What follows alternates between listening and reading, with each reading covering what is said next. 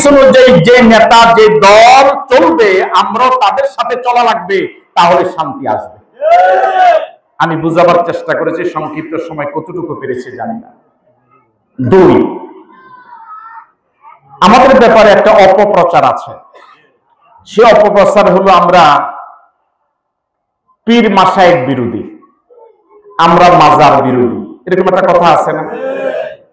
আমি আপনাদের এই অসংখ্য মানুষের সামনে স্পষ্ট ভাষায় যে কথাটা বলতে চাই, আমাদের ব্যাপারে এই 2টা সহ আরো যত অপবাদ আছে সবগুলো শুধু মিথ্যা নয়, ডাহা মিথ্যা, যেটার একদম আঞ্চলিক ভাষায় কয় কাঁচা মিশা কথা। কি মিশা কথা?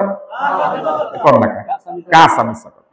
কি সেটা হলো এই, আমরা হক্কানি পীর মাশায়েখকে শ্রদ্ধা করি, সম্মান করি, ইজ্জত করি। এদের শাহজালালের, শাহপরানের, শাহ মাখদুমের। এদেশে মুসলমানরা আজ থেকে 60, 70, 100 বছর আগেও দলিলে মুসলমানদের নামের আগে শ্রী লেখা ছিল।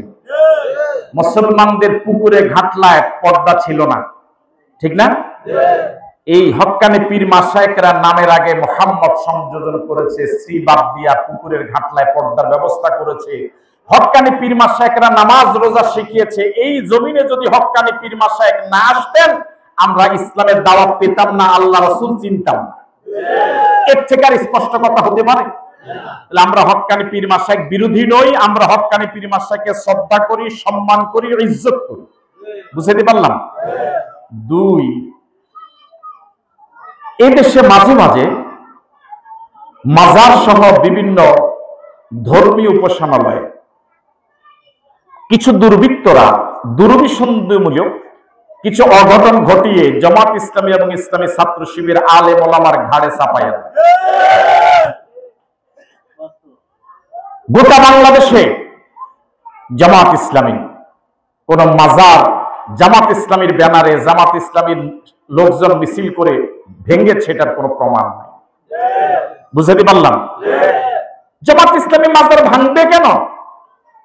জামাত ইসলামী তো এই দেশের মানুষদের অন্তরে আল্লাহ এবং রাসূলের প্রেম ঢুকাবার জন্য জামাত ইসলামী নিরলস পরিশ্রম করছে। হক্কানি পীর মাশায়েখদেরকে শ্রদ্ধা করে জামাত ইসলামী চলে। জামাত ইসলামী গড়ার জন্য এসেছে, ভাঙ্গার জন্য আসে না। সুতরাং আপনারা সচেতন মানুষ, আপনাদেরকে আমি অনুরোধ করব, সিলে কান নিচে এ কথা শুনে সিলের পিছনে দৌড়ানো কোনো বুদ্ধিমানের কাজ। আপনি একটু তালাশ করেন, আসলে কানটা আগে হাত দিয়া দেখেন হাত আছে না নাই। যদি হাত আগে এখানে লাগান, দেখবেন যে কান এখানে আছে, কিন্তু আপনি হুদো কি দিচ্ছেন? দৌড় দিচ্ছেন। এই জন্য খামোখা আর দৌড় দেওয়ার লাগবে না। ঠিক আছে কথা? সর্বশেষ যে কথাটি বলে আমি আমার আলোচনা শেষ করতে চাই, আমাদের প্রিয় বাংলাদেশ, আমাদের প্রিয় কচুয়ার 4.5 লক্ষ মানুষ, হিন্দু, বৌদ্ধ, খ্রিস্টান, মুসলমান সবাই মিলে আমরা কচুয়াবাসী, ঠিক নাকি?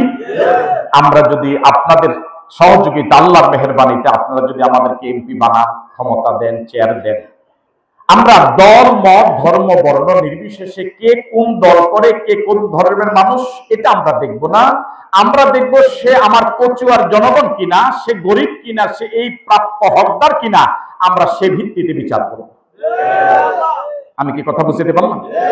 আমাদের এই কচুয়ার কত অসহায় মানুষ আছে, কত গরিব মানুষ আছে, না খেয়ে থাকে, পেট পুরে 3 বেলা খেতে পারে না, অসুস্থ মানুষ ডাক্তার দেখাতে পারে না টাকার অভাবে, কত কন্যা দায়গ্রস্ত মানুষ টাকার অভাবে মেয়েকে বিয়ে দিতে পারে না, কত যুবক লেখাপড়া শেষ করেছে সম্মানজনক চাকরি পায় না, সংসারটা চলে মারাত্মক খারাপ অবস্থায়। শুনতেছেন তো? এভাবে কথা বলা যায় তো? আমাদের এই দেশের মানুষের চাহিদা খুব বেশি না। দেখেন, আপনারা আমার সাথে একমত হন কিনা? এদিকে না তাকাইলে হয় না, তাকানো লাগে। আমাদের দেশের মানুষ কখনোই চায় না যে যে এমপি হবে সে আমার বাড়িতে বিল্ডিং বানাই দিবে। এটা কি কোনো মানুষের চাহিদা? আমাদের দেশের মানুষের এরকম চাহিদা নয় যে এমপি হলে আমার বাড়িতে একদম বিল্ডিং বানাই দিবে, টাইলস মোজাইক দিয়ে দিবে, আমার ছেলেকে বিদেশ পাঠাবে, এরকম চাহিদা কারো না। আমাদের দেশের মানুষের চাহিদা ন্যূনতম কয়েকটা, দেখেন আমার সাথে হয় কিনা। আমাদের দেশের মা বোনেরা, নারীরা, তাদের চাহিদা হলো আমি দিনে, আমি সন্ধ্যায়, আমি আমার ঘরে নিরাপদ থাকবো, আমি যে জায়গায় ঘর থেকে বের হবো পর্দা সহকারে আমি নিরাপদ থাকবো। এটাই তো চাহিদা আমাদের দেশের। আমাদের কচুয়ার ব্যবসায়ীদের চাহিদা হলো এমপি তার দোকানে লাখ লাখ টাকার পুঁজি দিবে, এটা চাহিদা নয়, বরং চাহিদা হলো যে আমার ব্যবসাটা যেন আমি সকালবেলা খুলবো, সন্ধ্যাবেলায় ব্যবসা বন্ধ করব, কেউ আমার দোকানে চাঁদাবাজি করবে না, আমি যেন সাহসের সাথে নিরিবিলি নিরাপদে ব্যবসাটা করতে পারি।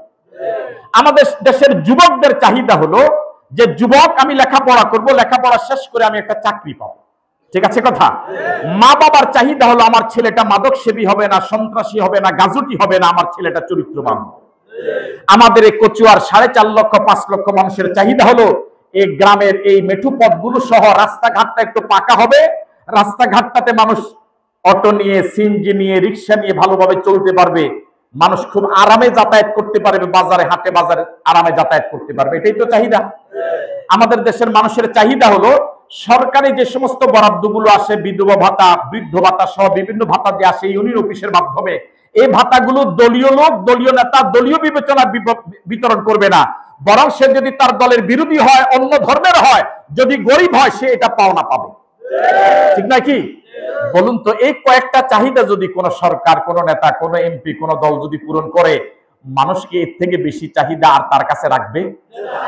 আমরা আপনাদেরকে কথা দিচ্ছি, জামাত ইসলামীর কাছে এর আগে যে কথাটা বলি, যেই দেশে রাজনৈতিক নেতারা রাজনৈতিক নেতাদের কাছে নিরাপদ নয়, ভালো করে শুনেন, যেই দেশে, পৃথিবীর যে কোনো দেশে রাজনীতিবিদরা রাজনীতিবিদদের কাছে নিরাপদ নয়, ওই দেশের জনগণ রাজনীতিবিদদের কাছে কখনো নিরাপদ নয়।